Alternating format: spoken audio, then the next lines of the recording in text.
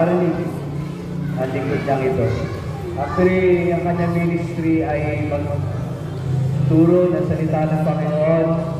Kaya sabi dyan, magdiwang. Sabi ng Luke 15:7, yun na itong hiwalang ko.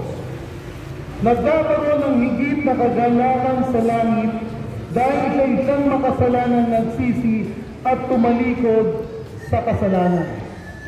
Ano ang sabi ng Luke? Yung hundang langit nagkakaroon ng kagalakan. You were not God created by human hand. You were not God dependent, an immortal man. You were not God illegal. Anything we can give by your plan. That's just the way it is.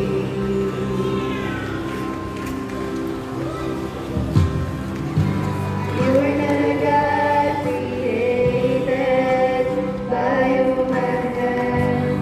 You were not a God dependent on any mortal man. You were not a God illegal.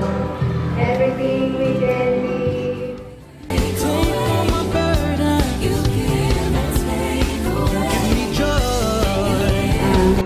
Ito po ang history ng Gaya-Gaya World Baptist Church. Ang bahay-sambahan ng iglesia ay nasa Del Monte, Bulacan.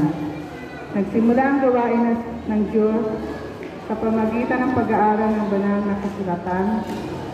Nagkaroon ng mga tract distribution, religious survey, evangelistic concert sa tulong ng Mother Church.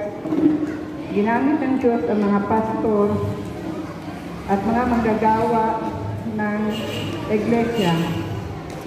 Nagsimulang matatag ang iglesia ng unang pananambahan buwan ng January 2019. Sa kasalukuyan, ang iglesia ay may membro na 35 na nabautismuhan.